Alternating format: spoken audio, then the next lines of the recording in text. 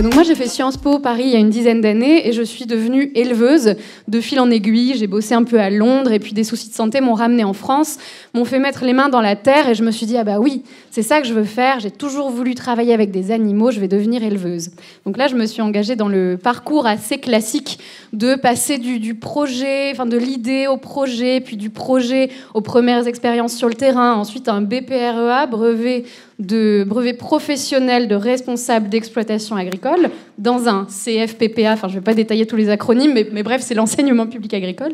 Et en fait, il y a très peu de terrain dans ces enseignements-là. Donc moi, j'ai pris le temps de me former sur 3 ans, en allant dans des fermes, en faisant des stages. Et en fait, c'est pas forcément évident quand on est non issu du milieu agricole et qu'on a simplement un petit bout de papier en poche de se faire accepter sur des fermes où il faut envoyer, il faut déjà être compétent, il faut déjà avoir une certaine technicité pour être utile à l'agriculteur et pas simplement être un boulet accroché à son pied, quoi. Moi, j'aurais presque voulu pouvoir rémunérer les agriculteurs qui m'accueillaient, en fait, parce qu'ils me transmettaient du savoir et que ça prend du temps et ça prend de l'énergie. Donc je me suis finalement installée en 2018 suite à un accompagnement mené par l'ADEAR parce que je me suis pas sentie très écoutée ou très entendue par la Chambre d'agriculture. Ma collègue maraîchère sur la Chambre d'agriculture du Gers, lorsqu'elle a présenté son projet, elle a dit qu'elle voulait s'installer sur une ferme collective et le conseiller lui a dit « Ah, mais vous n'avez qu'à aller en Ariège, là-bas il y a des communautés ». Donc c'est dire le niveau de déconnexion peut-être, j'espère que ça a évolué depuis. Mais non, je suis installée sur une ferme collective qui tient complètement la route. On n'est pas des hippies, et puis ce serait, même si on était des hippies, qu'est-ce qu'on en a... Enfin, voilà, quel jugement on devrait porter dessus. Mais en tout cas, la ferme sur laquelle je suis installée, juste à côté d'Auch, c'est une ferme qui pendant 35 ans a été un élevage de porcs intensif en conventionnel sur bâtiment, avec 110 hectares autour de terres céréalières qui servaient à l'épandage du lisier, et qui en fait servait très peu à nourrir les cochons, puisqu'il y avait tellement de cochons, 3000 dans les bâtiments, que les 110 hectares ne produisaient qu'à peu près 30% des besoins en alimentation de ces cochons-là. Tout le reste, c'était importé. Et il y avait évidemment des importations venues d'Amérique du Sud, de soja OGM. Je voyais les factures en brésilien arriver sur le bureau de la cédante. Et en fait, ce qu'il y a d'intéressant, c'est que nous, on est toute une bande de jeunes à s'être installés là et qu'on a dû apprendre à travailler cette transition, qui est aussi une transition humaine, pas juste une transition de pratique, pour être sûr de ne pas stigmatiser Marie-Sylvie, la cédante, parce que c'est quand même grâce à son travail pendant 35 ans sur un certain modèle qu'elle avait acquis ces 110 hectares qui nous permettaient de nous installer. Et elle-même, c'était un choix très militant de sa part, même si au départ, elle ne le voyait pas comme ça, parce que ses voisins ne comprenaient pas pourquoi elle ouvrait son foncier à des gens qui n'étaient pas de sa famille. Elle allait dilapider son patrimoine. Mais elle l'a fait parce que ça avait du sens pour elle, parce que ça créait un groupe de jeunes, toute une communauté de jeunes qui étaient complémentaires aussi au niveau agronomique sur la ferme. Et ça, créer une ferme qui ait du sens agronomique, c'est extrêmement porteur et ça nous motive tous. Sur notre ferme, donc, désormais, il y a 5 fermes, en fait, puisqu'on a 2 GAEC, 2 EARL, une EI pour vous passer les acronymes pour ceux qui savent. Donc, il y a du maraîchage, des céréales, de la transfo de céréales en farine, en boisson végétale, une bergerie, chèvrerie, fromagerie, et pour ma part, du porc noir. Voilà, moi je suis en porc noir type gascon sur un petit coteau gersois. Et donc on essaye vraiment de travailler en synergie. On a décidé, en se faisant accompagner par un organisme extérieur, parce qu'on n'avait pas toutes les solutions nous-mêmes, il n'y a pas 2 collectifs qui se ressemblent en France, parce qu'il faut que les besoins émergent du groupe, ça c'est vraiment important. On a décidé finalement d'avoir des structures juridiques séparées, et de mettre ensemble ce qu'on avait envie de mettre ensemble, c'est-à-dire une certaine mutualisation du matériel, la commercialisation en commun, des repas les midis pour se mettre les pieds sous la table certains jours et rendre aux autres en cuisinant d'autres jours. Et ça, c'est au prorata du nombre de personnes dans notre équipe. On passe du temps en réunion sur des petits détails comme ça qui font qu'on arrive, même des années après, à toujours s'apprécier, ne pas se taper dessus. Et moi, j'ai jamais été dans un métier pendant aussi longtemps, parce que je suis quand même une jeune active urbaine à l'origine, et on change quand même de métier assez souvent. Mais là, ça fait quand même 6 ans que je suis dans ce métier-là, 9 ans dans le Gers, et je me dis, voilà, tous les midis, je suis avec des personnes que je respecte, que j'admire, et qui m'inspirent. Et ça, franchement, c'est une richesse qui est quand même assez précieuse, je trouve, de nos jours. Enfin, moi, ça me nourrit comme contact humain chaque jour. Pour vous donner une idée des chiffres en emploi, avant, il y avait 4,5 équivalents temps plein, c'est-à-dire 2 chefs d'exploitation sur les cochons intensifs, plus des 2,5 salariés. Désormais, on est 7 chefs d'exploitation et des salariés, ça fait 12 équivalents temps plein. Donc on a fait à peu près x3 en termes d'emploi. Et ça, c'est un chiffre qu'on retrouve à peu près dans toutes les fermes bio. C'est souvent 3 fois plus d'emplois. Donc ça, c'est vraiment important comme marqueur social. Pour moi, l'avenir et l'installation agricole, c'est résolument collectif, c'est résolument solidaire, parce que la solidarité, ça se fait pas seulement au niveau d'une ferme, ça se fait aussi au niveau d'un territoire. J'ai la chance d'être dans un atelier de découpe et de transfo qui est en CUMA. Et en fait, une CUMA, coopérative d'utilisation du matériel agricole, désolée pour les acronymes, c'est un endroit où on mutualise notre matériel, les groupes froids, le congélateur, les séchoirs à jambon, à saucisson. Et surtout, c'est un endroit où on peut se retrouver, parce que tous les éleveurs, là, on est chacun isolé dans nos fermes aux 4 coins du Gers. À quel moment on prend le temps de sortir? On a tous une vie de famille, une vie amicale, etc. Donc je trouve ça vraiment important de créer des lieux de travail qui soient aussi des lieux humains où on mutualise, ça a du sens économique et encore une fois, on se parle. Et il suffit qu'il y ait des problèmes chez l'un d'entre nous, du Gers, pour que tous les autres se mettent en solidarité et lui trouvent une solution. Ça peut être un problème de bétaillère, de chambre froide ou de Vera, le mâle reproducteur qui meurt. En fait, on se met tous ensemble, on trouve des solutions. Ça, c'est vraiment important et on a une dynamique similaire qui vient de se mettre en place sur une question d'abattoir. Dans le Gers, il n'y a plus d'abattoir d'ovins, caprins, porcins depuis 2017. Je me suis installée en 2018. Donc moi, j'ai connu que ça. Prendre la voiture, la bétaillère, et puis faire des coteaux, changer de département pour emmener des animaux à l'abattoir. Franchement, c'est usant. Et cet abattoir ferme de temps à autre sur demande des services vétérinaires. Alors pourquoi? On ne sait jamais. On sait juste que parfois, il y a des hématomes sur nos carcasses. Je peux vous dire que ça, pour des éleveurs, c'est très compliqué à vivre. Et l'abattoir de Auch, il existe, mais il ne fait que du bovin depuis très longtemps, parce que la dynamique en France, c'est des abattoirs qui se rassemblent, qui se spécialisent. Enfin, il y a une concentration, une spécialisation des abattoirs. Dans les années 70, il y avait à peu près 1200 abattoirs en France. Là, on est autour de 200. Il y en a de moins en moins et les stratégies désormais sont régionales. Elles ne sont même plus départementales pour réduire le temps de transport pour les animaux et pour les éleveurs. Et donc, l'abattoir de Auch, l'année dernière, ce qui s'est passé, c'est que le plus gros apporteur, c'était l'industriel Bigard. Bigard est sorti du jour au lendemain. Bigard n'en avait rien à faire de savoir si l'abattoir, avec tous ses emplois et tous les autres éleveurs de bovins du territoire qui en dépendaient, allait rester debout ou pas.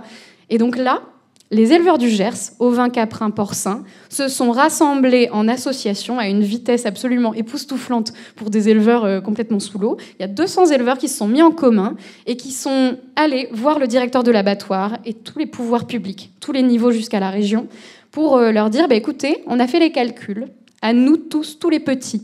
On est aussi fort que le gros. On a assez de tonnage pour remplacer le gros qui vient de vous lâcher du jour au lendemain. Et nous, en fait, on vend uniquement localement. On vend dans des villages. On n'a aucun problème pour vendre parce que les gens sont là, ils sont présents et fidélisés à ce qu'on leur propose. Donc, en fait, travaillez avec nous et c'est fait. L'abattoir va réouvrir à la fin de l'année grâce à cette confiance et à cet effort collectif. Voilà, donc ce que je voulais dire aussi, c'est que notre ferme, c'est un petit exemple comme ça. Il y en a plein d'autres, des fermes en France qui se réinventent, qui changent de pratique, qui essayent de faire des collectifs. Parfois ça marche, parfois pas, mais je pense qu'il faut vraiment oser réfléchir différemment et oser aller vers l'agroécologie. L'agroécologie humaine, une agroécologie qui remette l'humain en son centre, et une agroécologie aussi qui travaille sur l'agronomie. Moi, j'aime beaucoup le rapport de l'IDRI de 2018 de Xavier Poux et Pierre-Marie Aubert, qui est basé sur le scénario TIFA, 10 Years for Agroecology, et qui s'est posé la question de peut-on nourrir toute l'Union européenne, c'est-à-dire 500 millions d'habitants à peu près, un peu plus, d'ici 2050, sans intrants de synthèse, sans pesticides, sans chimie. Et en fait, la réponse, ça a été oui, d'après toute leur prospective, tous leurs scénarios, c'est oui, et avec un gain extraordinaire en gaz à effet de serre, moins 40% au total, mais à condition de réduire la quantité de produits d'origine animale dans nos assiettes d'à peu près 50%. Viande, produits laitiers et autres. Donc ça fait le lien avec l'assiette, l'alimentation, qui a beaucoup été évoqué ce matin, et je pense que c'est l'un des angles absolument essentiels pour aller vers un futur désirable. Parce qu'en fait, on a en France une intensification de nos modèles d'élevage. C'est vraiment ça qui est en ce moment en train d'être encouragé par le gouvernement. C'est inscrit dans la LOA, dans la loi d'orientation agricole, qui est discutée cette semaine au Parlement, enfin à l'Assemblée nationale.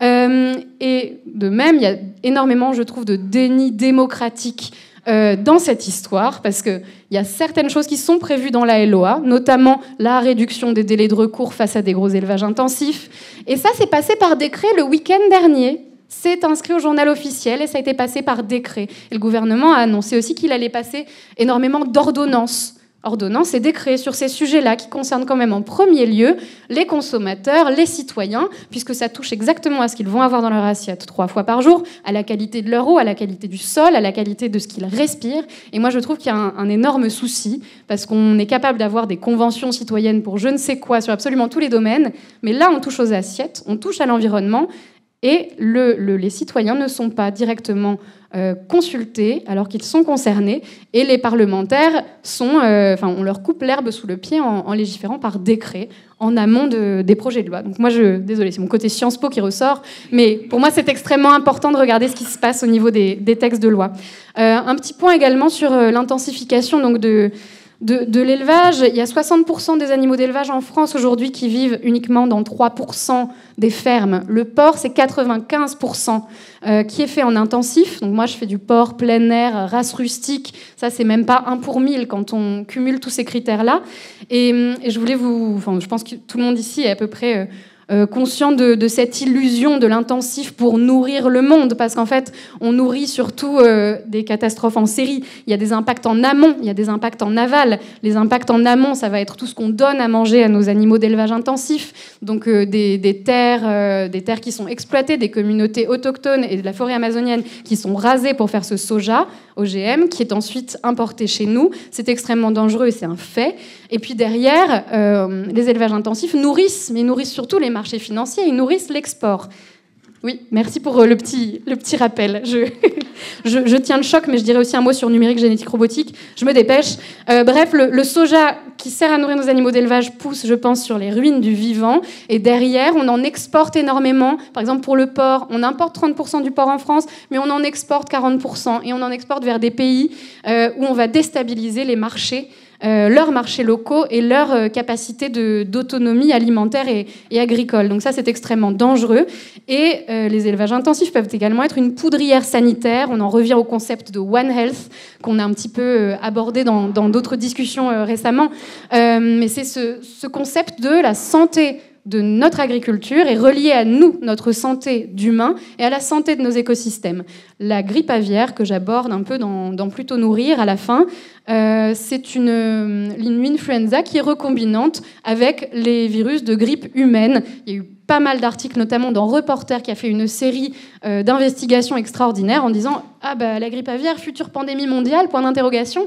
Oui, en fait, c'est des risques énormes qui pèsent sur nous et dont on est pleinement responsable. Donc faire croire aux citoyens ou aux agriculteurs qu'on va nourrir le monde avec des élevages intensifs, je pense que c'est une totale fuite en avant qui ne regarde que dans un tout petit prisme et qui oublie de voir la complexité des sujets sanitaires et d'équilibre global. Et en une seule minute, puisque je n'ai plus que ça, numérique, robotique, génétique, moi je ne suis pas du tout d'accord avec ça. Génétique, en tant qu'éleveuse, je refuse complètement la standardisation du vivant, la standardisation de la génétique de tous ces animaux qui ont une immunité quand même assez peu robuste dans ces gros élevages. Je suis fière de travailler avec une race rustique qui est parfaitement adaptée, qui n'a pas besoin d'aide pour les mises bas, qui résiste à tout. Le veto, je le vois 1 fois par an et c'est pour la visite obligatoire et on a vraiment le temps de boire le café.